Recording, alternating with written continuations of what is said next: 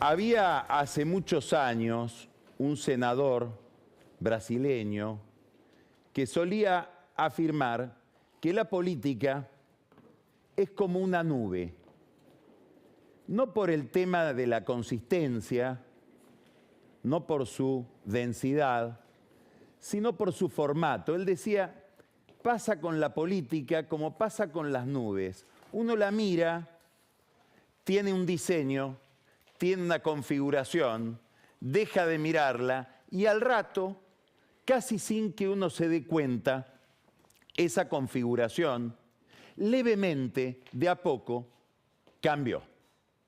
Y esto es lo que está pasando en la Argentina, delante de nosotros, en estos días, en estos meses. Si uno mira con atención la forma de la nube, el diseño que va teniendo el juego, el diseño de la política, va a ver que hay algunos rasgos que de a poco se van modificando. Y es importante advertirlo, porque si uno sigue mirando el mismo fenómeno con categorías anteriores que ya lo explican menos. Hay algo que no se modifica. Cuando miramos la escena pública, cuando miramos el oficialismo, vemos a un oficialismo que va perdiendo popularidad porque está presidiendo, liderando una escena caracterizada sobre todo por el malestar social. Un malestar que ya no interpela solo al oficialismo, sino a toda la clase política. Pero, como siempre, el principal imputado, cuando la gente está enojada, es el gobierno. Y esto produce distintas conductas, produce distintas reacciones en los principales líderes del Frente de Todos, del peronismo, del kirchnerismo. Lo vemos cambiar. Están tratando de buscarle la vuelta a ese malestar y a esa pérdida de popularidad. Y por momentos se diferencian, por momentos se dan cuenta de que esa diferenciación llega a un extremo que los perjudica y tratan de buscar puentes internos. En eso están. Este fin de semana, la semana pasada, Máximo Kirchner ofreció una entrevista a un periodista que se llama Tomás Rebord, que realiza en YouTube entrevistas muy largas. Le dan la posibilidad al entrevistado de hablar mucho, expresarse sobre distintos temas sin límite casi de tiempo. En el caso de la de Máximo Kirchner duró más de 3 horas. Hicimos 2 recortes muy breves para advertir un giro en lo que parecía, hasta la semana pasada, un enfrentamiento con Alberto Fernández que llevaba al borde de la ruptura. Mire ahora lo que dice Máximo Kirchner en esa entrevista con Rebord. Los problemas de Argentina son muy grandes para una mesa tan chica. Creo que tenemos que ampliar y que tiene que haber mucha más discusión. Y bueno, obviamente que a veces la discusión toma algún cariz complejo. Sí. Y Cristina es brava también. Y encima de mina. Imagínate para algunos hombres, ¿no? Se ponen muy inestables por ahí, ¿no? Ante eso. Y aparte, su carácter, digamos, por lo menos en el caso de Alberto, lo conoce de hace mucho tiempo, digamos. No es que va a desconocer cómo puede ser Cristina en un debate o una discusión. Cristina es brava, está describiendo a su madre y los temas de relación con Alberto Fernández. Dice que no venga a enterarse ahora de cómo es mi mamá. Cristina es brava, pero aún así, fíjense lo que pide. Bueno, mira, con que esté Cristina, que esté Massa, que esté Daer, que esté Pérsico, que esté Guado. No es necesario, ni quiero estar. Pero creo que tiene que haber un lugar donde tienen que debatir las cosas. Yo en este momento prefiero ayudar desde un lugar que es hablar con todos los compañeros y compañeras que pueda, con la gente, ver qué leyes podemos diseñar, cómo están las cuestiones de gestión, recorrer, estar. No tengo ganas, ya pasó eso y creo que hay gente que lo puede en este caso, en esta coyuntura, hacer mucho mejor que uno. Está diciendo algo que en realidad, si uno mira, sigue sistemáticamente la argumentación oficial, viene pidiendo el kirchnerismo, Alberto Fernández, desde hace tiempo. Déjanos cogobernar. Arma una mesa donde se pueda discutir la política oficial, la política de gobierno. Están en un brete. ¿Por qué? Porque la identificación, que sería formar esa mesa, de la que curiosamente Máximo Kirchner se excluye, pero incluye a gente inesperada para lo que serían sus afinidades y rechazos, Pérsico del movimiento Evita, que se llevan pésimo con la Cámpora, Daer de la CGT convencional, digamos, los gobernadores, que no todos están alineados con Cristina Kirchner, muchos les gustaría un Alberto más fortalecido para tomar cierta independencia del kirchnerismo. Esa mesa, yo puedo no estar, dice. Yo puedo estar ausente. Prefiero hablar con la gente. Eso llevaría a una identificación que en algún punto contamina. La alternativa es lo que veíamos en los discursos anteriores a este planteo de Máximo Kirchner. Diferenciación. Ahora, la diferenciación es una forma autodestructiva de resolver el problema que no tiene mucha solución, que es el problema de gente enojada, de un malestar social creciente y de una fuga de votos de aquellos a los cuales el kirchnerismo se siente destinado a representar. Dice, tendrían que hablar básicamente Cristina Kirchner y Alberto Fernández.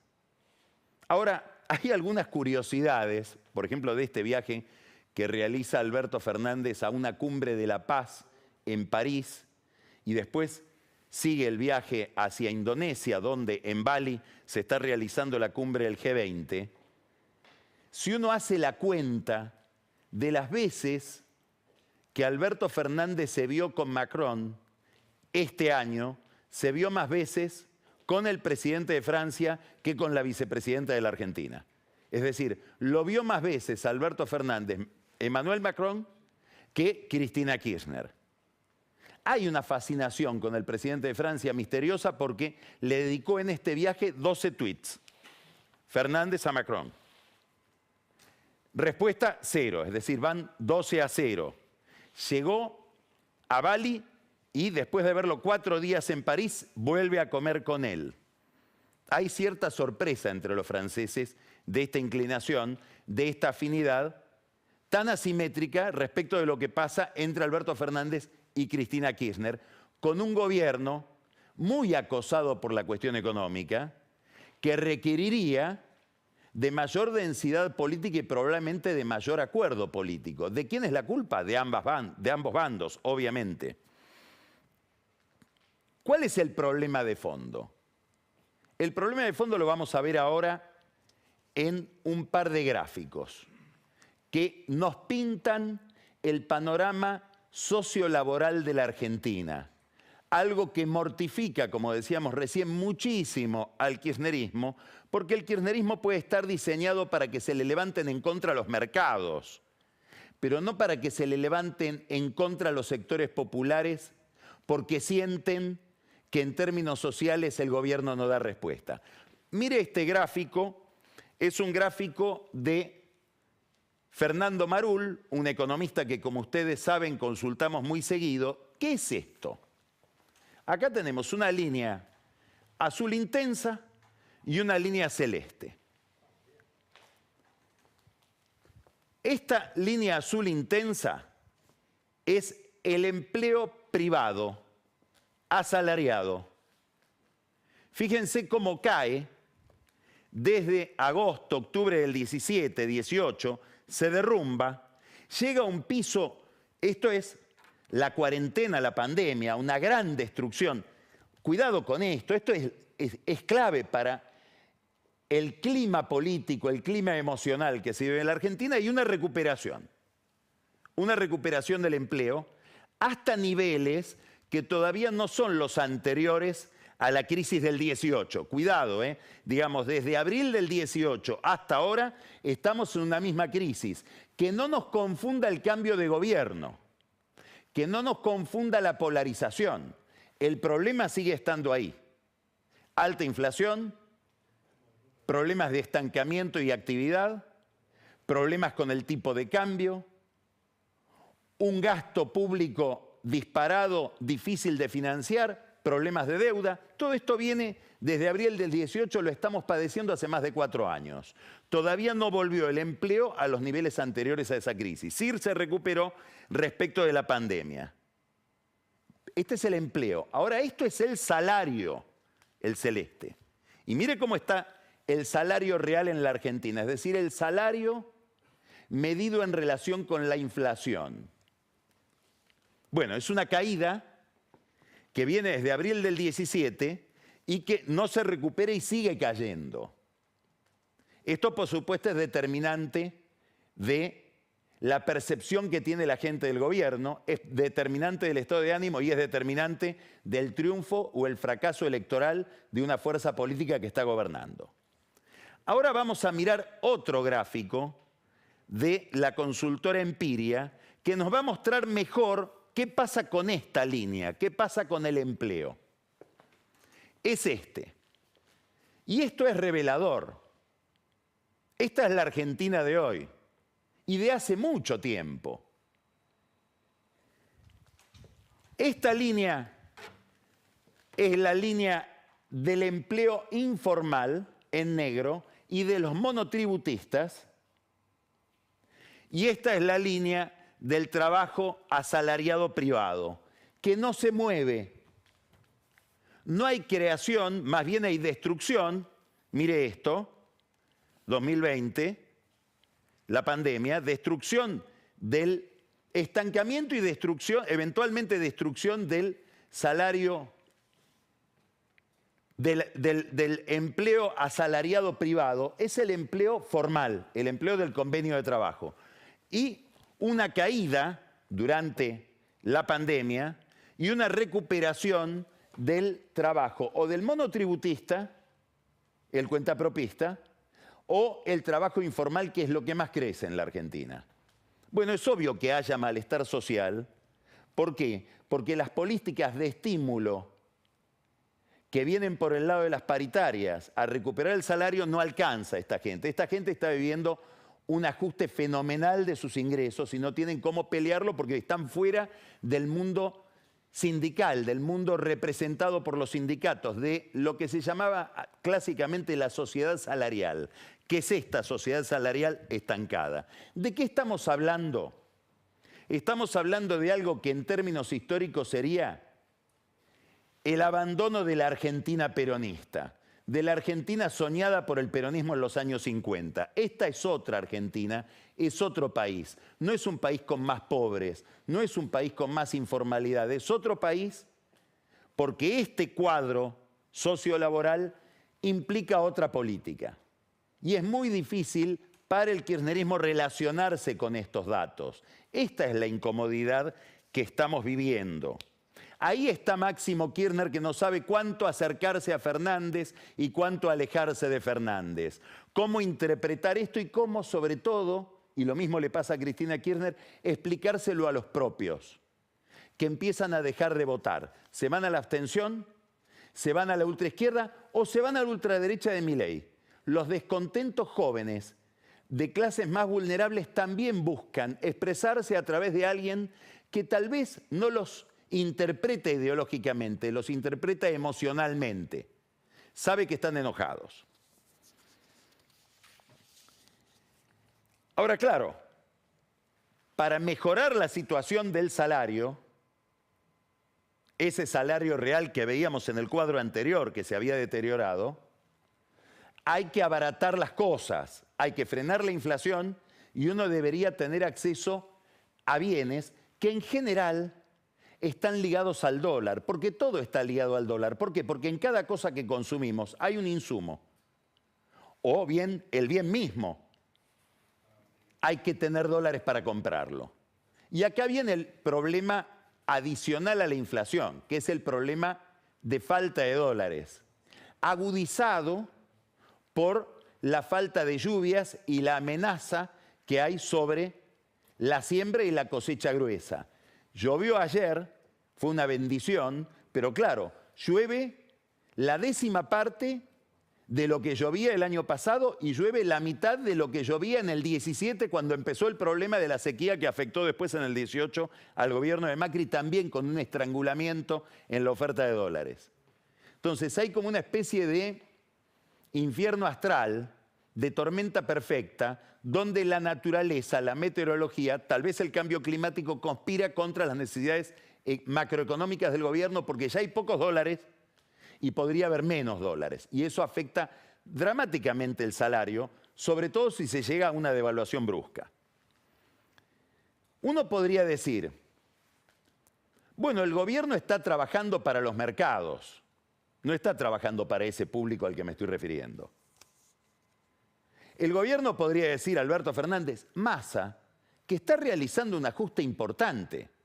Massa está haciendo el ajuste de lo que podríamos llamar la expansión del primer semestre de Martín Guzmán, que se la señaló el Fondo Monetario Internacional. Le dijo, te expandiste tanto que tenés que hacer una reducción del gasto de 7 puntos por encima de la inflación.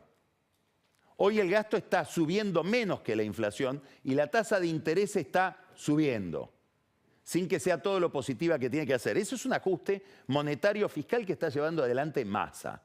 El gobierno podría abrazarse a esas banderas y decir, estamos realizando un sacrificio, los convocamos a un sacrificio para normalizar la economía. No lo hacen por miedo a Cristina Kirchner y por miedo a Máximo Kirchner. Entonces, los pobres están enojados y los representantes de la inversión también. Hubo una visita la semana pasada que curiosamente pasó inadvertida. Es la visita de Jamie Dimon. Es probablemente el banquero más importante del planeta, chairman de JP Morgan, el banco de inversión más importante del mundo. Estuvo en Buenos Aires. Un dato interesante, no vio a ningún funcionario oficial. No lo invitaron o no le interesó. Estuvo con un par de empresarios acá en Buenos Aires, almorzando. Empresarios de primer nivel. Quiso encontrarse con más empresarios, sobre todo del sector tecnológico, y para encontrarlos tuvo que viajar a Montevideo, a Punta del Este, a Uruguay. Y ahí sí hubo una reunión con varios empresarios argentinos, insisto, sobre todo de la economía digital. Y se produjo un intercambio interesantísimo, porque les dijo, ¿qué hacen ustedes acá? Y bueno, estamos acá porque no nos dejan estar allá. Por las reglas que son fluctuantes, una carga impositiva que no soportamos, falta de seguridad jurídica, y Dimon no se dejó convencer. Le dijo, sí, de estas mismas cosas me pasan a mí en Estados Unidos, o se creen que me la hacen fácil, pero hay que estar ahí peleando. Es un mensaje inesperado del principal banquero del planeta a un sector de la burguesía argentina, a un sector importante del empresariado argentino. Pasó entonces la visita de Dimon con dos rarezas. No vio a nadie del poder oficial, del Estado, pero también le costó en Buenos Aires encontrar gente del poder económico. Todo este panorama que hace que el gobierno no esté bien con el mercado y tampoco esté bien con los sectores populares y va atravesando un desfiladero cada vez más pequeño, cada vez más angosto, en el que se siente cada vez más incómodo, nos pone en presencia de este otro fenómeno que miramos cíclicamente nosotros, porque es muy revelador. Esto es lo que mira la política, esto es lo que mira Cristina Kirchner, esto es lo que mira Alberto Fernández, que es este cuadro de Marul, que nos muestra, usted ya debe estar cansado de verlo, el salario real y el resultado electoral presumible del oficialismo. Esto es la curva del salario real. Vamos a poner 2011, miren lo que era la subida del salario real 2011. Cristina saca 54% de los votos. La edad de oro. Acá tenemos el salario real del 16 al 17. Es cierto, dólar atrasado, había muchos dólares como para atrasar el dólar. Macri saca 42%. Acá tenemos el 40% de Macri con esta caída Y acá tenemos el resultado de la elección del año pasado del oficialismo, 34%, y si se siguiera esta relación entre salario y resultado electoral y hoy fueran las elecciones, el kirchnerismo sacaría 27% de los votos. Bueno, es obvio que si miran esto van a estar nerviosos y es obvio que Cristina Kirchner, que se siente la heroína de la distribución del ingreso en todos los discursos, vamos a ver qué dice ahora el 17 de noviembre, ahora esta semana va a hacer un acto como única oradora en La Plata, ¿qué dice de este panorama que estamos reflejando, que estamos retratando con estos gráficos?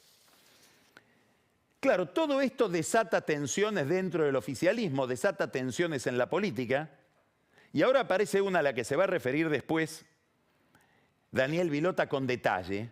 Es una historia escabrosa, compleja, resbaladiza, con mucha mala intención detrás, denuncias que no se entienden bien hasta dónde, cuánto hay de cierto y cuánto hay de operación en la denuncia o de manipulación de la denuncia. Pero lo cierto es que tenemos un mapa del país con un centro político, su centro de gravedad, el campo de batalla, que es el conurbano bonaerense.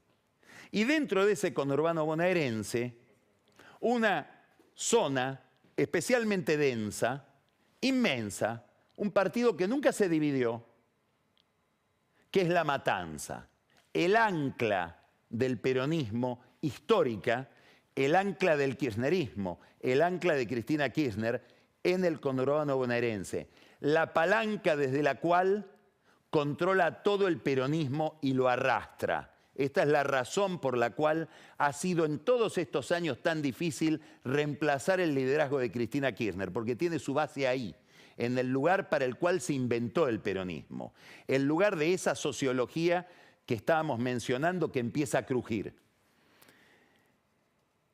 Ahí en La Matanza, en las últimas elecciones presidenciales, el kirchnerismo, el Frente de Todos, hizo una elección impresionante. Alberto Fernández sacó 65% de los votos con Cristina Kirchner, Axel Kicillof sacó 65% de los votos y el intendente, Fernando Espinosa, sacó 64% de los votos. Arrasaron. Macri, creo recordar, sacó en La Matanza 23% de los votos en esas elecciones del 19. Bueno, por primera vez estalla una crisis importante en el poder de La Matanza y estalla de una manera, como les decía, poco elegante, escabrosa. Vamos a ver qué pasa con el correr de los días. Toca muchos ángulos del poder, muchas aristas, que es una denuncia contra el intendente Espinosa por abuso sexual a alguien que fue, por muy poco tiempo, también esto es sospechoso, sería secretaria privada. Esta persona, una modelo, va a la justicia a denunciar a Fernando Espinosa, habla de reuniones con Espinosa, habla de reuniones con alguien que sería la mano derecha y sobre todo izquierda de Espinosa, de apellido de Lentini, reuniones en un lugar de San Telmo, que habría sido una casa que podría haber pertenecido, un caserón Amado Vudú, donde aparentemente había, esto lo mostró ayer Luis Majul en La Cornisa, acá en La Nación Más, lleno, una especie de paraíso de las cajas fuertes, donde no está muy claro qué guardaban.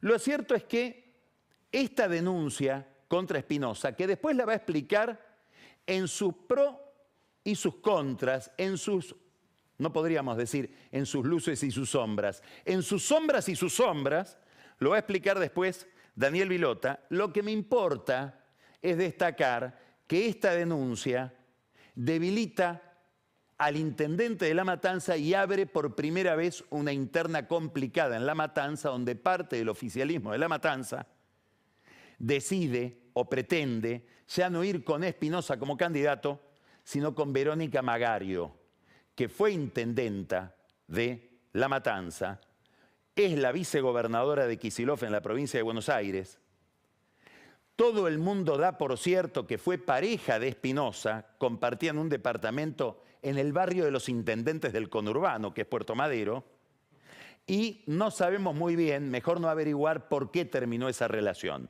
Lo cierto es que el padre de Magario está enardecido con Espinosa.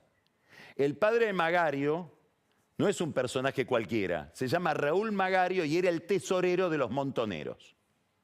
Ahora que decimos la palabra Montoneros, Magario era el tesorero, digamos, de Firmenich, la casa de Firmenich está en La Matanza y en la casa de Firmenich vive Emilio Pérsico, uno de los convocados por Máximo Kirchner a esa mesa política que él imagina para rescatar al gobierno.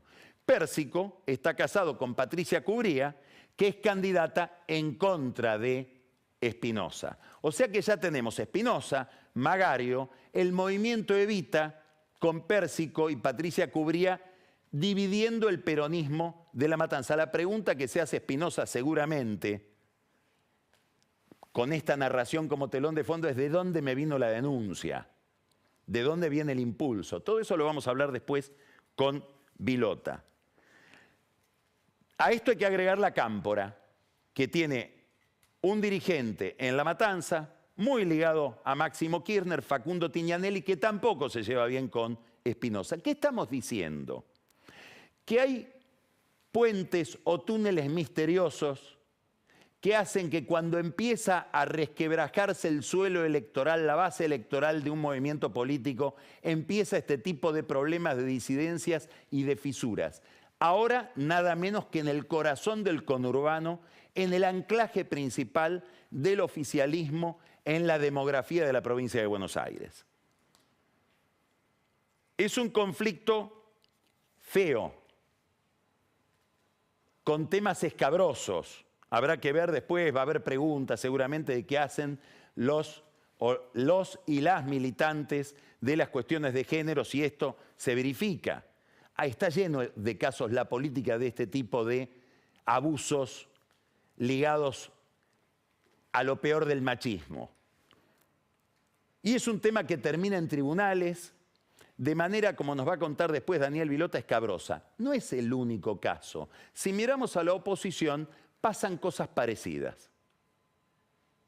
Hace poco tiempo, usted lo debe recordar, en una entrevista que le hizo José del Río, la pasamos acá en Odisea, la jueza Sandra Arroyo Salgado, conocida por todos porque es la exmujer de Alberto Nisman, hizo una imputación, formuló una imputación muy grave contra el diputado presidente del bloque del PRO, Cristian Ritondo, por la vinculación de Ritondo con un abogado, Marcelo D'Angelo, que formaba parte del equipo de Ritondo en el gobierno de María Eugenia Vidal. D'Angelo, abogado, después de haber estado en el Ministerio de Seguridad, del jefe de una banda ligada al narcotráfico, fiscal él, Claudio Scapolán. Ritondo salió a aclarar que bueno, que él no puede controlar lo que hace su amigo D'Angelo, a pesar de que fue funcionario de él, no puede controlar que después de trabajar en el Ministerio de Justicia salga a patrocinar como abogado a un fiscal que manejaba una banda de policías narcos. En aquella manifestación, Arroyo Salgado nombra a otro personaje, Marcelo Rocchetti, jefe de gabinete de Ritondo en el Ministerio de Seguridad de la provincia, jefe de seguridad de la legislatura porteña cuando la presidía, cuando estaba al frente Ritondo, cuando la manejaba Ritondo, mano derecha de Ritondo en todas las horas, abogado Rocchetti también de barras bravas, sobre todo de Boca. En aquel momento, Arroyo lo señala a Rocchetti sin explicar muy bien por qué, y habla de una recusación. ¿De dónde viene todo esto? De un personaje que se llama Uriel Pérez Jaurena. Es un jugador de fútbol que se transformó en broker, representante de ex compañeros de él, de jugadores de fútbol. Tuvo un desarrollo patrimonial espectacular, se lo vincula con fondos llegados desde México, curiosamente tiene cantidad de autos de lujo, propiedades, pero cobra planes sociales, es decir, es beneficiario de la asistencia social del Estado. Mucha gente de muchísimo dinero cobra planes sociales porque es lo que puede manejar en blanco, todo lo demás es negro. Entonces manejan algunos puchitos en blanco que son el plan trabajar, potenciar trabajo, una AUH. Bueno, sería el caso de este representante de jugadores de fútbol, que es acusado en una causa que sigue adelante Arroyo Salgado con el fiscal Domínguez, el fiscal Federico Domínguez Fernando Domínguez de la Justicia Federal de San Isidro. ¿Qué dice Rocchetti? Primero dice, quiero recusarla a Salgado. ¿Por qué? Porque tiene problemas conmigo. ¿Perdón? ¿Cómo es que alguien puede recusar a un juez porque es abogado de un imputado? El problema lo tiene que tener el imputado, si no sería facilísimo. Yo me busco un abogado que tenga un problema con el juez y me libero del juez y elijo yo el juez según la calidad de mi abogado. Normalmente la jurisprudencia dice que las recusaciones son con problemas entre el juez y las partes, no entre el juez y el abogado de las partes. Pero Rocchetti la recusa. Y la acusa de algo. Dice, insisto, Rocchetti, mano derecha de Cristian Ritondo, ex ministro de Seguridad de la provincia de Buenos Aires, actual presidente del bloque del PRO en la Cámara de Diputados de la Nación. Dice, lo que pasa en esta acusación que le hacen a mi cliente, el vendedor de jugadores de fútbol, es que se inicia con un anónimo y sugiere Rocchetti que ese anónimo viene de la AFI de Macri. Y dice, porque la AFI de Macri estaba manejada por gente ligada al negocio del fútbol. Está hablando seguramente de Gustavo Arribas. Entonces se abre acá un signo de interrogación. Alguien tendrá que averiguar si es que la AFI de Arribas, donde en su momento se trataba de espiar al padre de Messi, por ejemplo, estaba ligada a los negocios de Arribas o era utilizada por los negocios de Arribas en el mundo del fútbol. Seguimos encontrando cosas en el mundo de la inteligencia del gobierno anterior muy escabrosas. Ahora ligada al negocio del fútbol. Dicho por alguien que es mano derecha de Ritondo, que debería investigar las cuestiones de la AFI porque es miembro de la bicameral de seguimiento de los organismos de inteligencia en el Congreso hoy, sin ir al hecho de que Ritondo es directivo independiente. Fútbol, inteligencia y política, opacidad por donde se la mire y una causa judicial. ¿Qué es lo que pasó? Tuvo éxito Rocchetti, la reemplazaron a Arroyo Salgado, lo reemplazaron al fiscal Domínguez, el juez Lugones, Alberto Lugones, consejero de la magistratura. A propósito de Lugones, consejero de la magistratura, camarista federal de San Martín, el lugar donde también lo fueron a beneficiar a Scapolán, habría que mirar qué pasa en la Cámara de San Martín, estuvo almorzando el jueves pasado en un privado de Happening de la Costanera, el juez Lugones, con otros dos consejeros de la magistratura, Diego Molea, que deja el Consejo ahora, dirige todo lo que tiene que ver con los representantes universitarios en el Consejo, y el nuevo representante del PRO de la Cámara de Diputados en el Consejo, que es Álvaro González. Los tres almorzaron con un lobista judicial, Busaniche de Santa Fe, el administrador de la Corte, Daniel Marchi, pero sobre todo con una cantidad de jueces. Entre esos jueces estaba el camarista Mariano Llorens, estaba el juez de la causa vialidad del Tribunal Oral, Andrés Basso, y estaba, eso es intrascendente, tienen derecho a comer quien quiera con quien quiera, pero estaba también Marcelo Brailaque, que es un juez al que mencionamos en su momento de Rosario, acusado por dos fiscales en el Consejo de la Magistratura de arrastrar los pies, de demorar investigaciones sobre narcotráfico en la Tierra de los Monos. Quiere decir que el doctor Brailaque, juez, comía con otros jueces, con consejeros de la magistratura que deberían eventualmente investigarlo. Eso sí no está lindo. Temas escabrosos, opacos, feos del oficialismo en la justicia, temas feos, opacos, escabrosos de la oposición en la justicia, miramos la nube y hay cosas donde la nube cambia.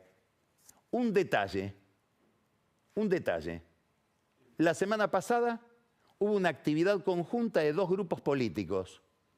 La Juventud Peronista de la capital federal, liderada en partes iguales por Mariano Recalde, la Cámpora, y Juan Manuel Olmos, mano derecha de Alberto Fernández en el gobierno.